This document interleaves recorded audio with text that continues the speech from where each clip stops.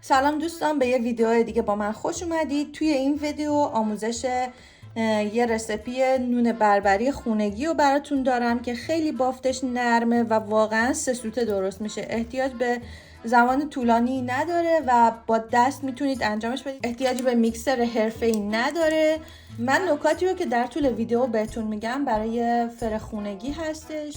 پس بریم که با هم درستش کنیم. 4 تا پیمانه سرپر آرد،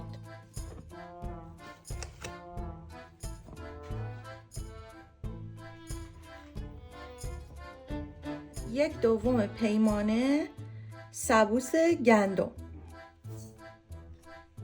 1 قاشق غذاخوری شکر، 1 قاشق غذاخوری مخمر فوری، نصف قاشق غذاخوری نمک،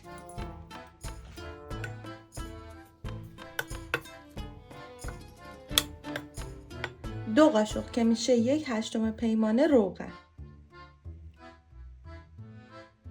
2 پیمانه آب لازمه که حتما باید آب ولرم باشه،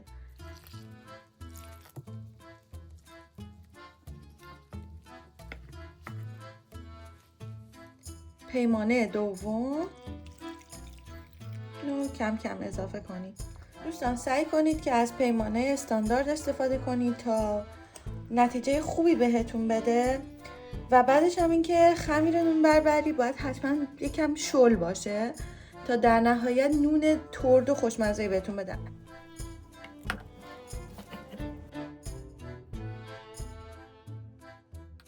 خب الان دیگه وقت ورز دادن با دست رسیده. باید ببینیم که احتیاج به آب بیشتری داریم یا نه. اگه خواستید بدون دستکش این کار رو انجام بدید، دستتون رو یه مقدار خیس بکنید که خمیر به دستتون نچسبه، ولی اصلا آرد بیشتری اضافه نکنید تا در نهایت خمیرتون یه خمیر خیلی نرم و شل به دست بیاد.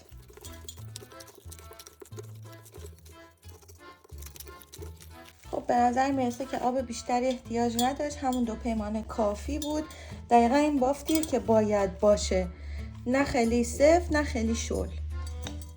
خب دیگه روی ظرفتون رو بپوشونید و به مدت 1.5 ساعت بذارید یه جایی که هم نور نداشته باشه هم جای گرمی باشه تا اینکه حجم خمیر 2 تا 3 برابر بشه. نون بربری به یه رومال احتیاج داره که از ترکیب آرد و آب تشکیل شده. باید یه حالت نه خیلی غلیظ باشه نه خیلی رقیق باشه داشته باشه که بعداً به عنوان رومال استفاده کنید. یک مقدارم آب میریزم، کم کم هم میزنم تا به اون بافت دلخواه برسه.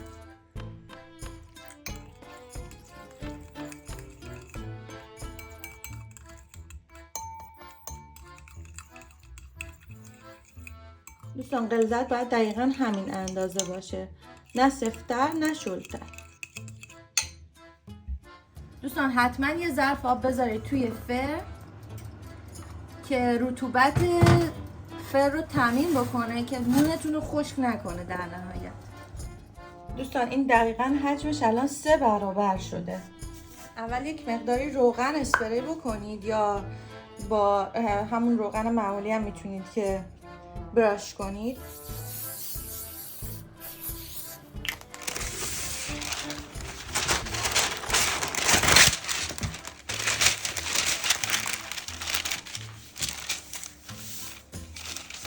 دوباره روی کاغذ روغنی رو چرب کنید با حالا روغن یا اسپری مثل من و از این سبوس گندم بپاشید روش.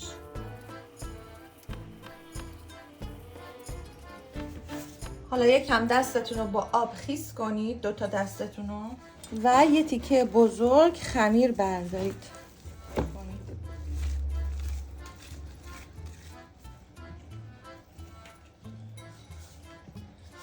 در حین کار دستتون رو خیس بکنید که به خمیر نچسبه.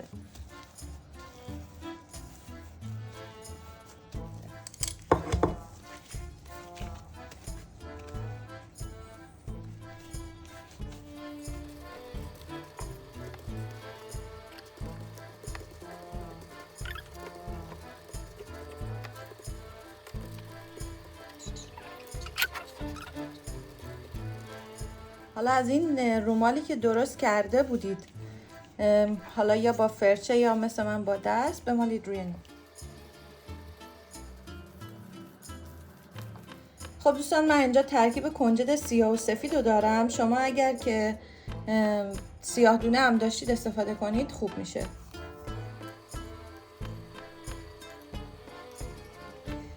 خب دوستان این آماده است که الان دیگه بره توی فر. دمای فرتون رو بذارید روی بالاترین حد ممکن که سرعت پخت رو سریعتر بکنه که در نهایت نونتون خشک نشه.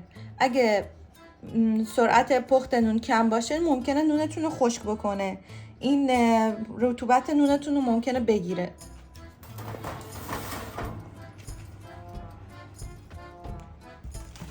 خب دوستان اینم از نتیجه نون ما. دقیقاً 15 دقیقه توی فر بود و بافت خیلی خیلی خوبی داره. کرانچی خیلی داغه، الان اصلا نمیشه بهش دست زد.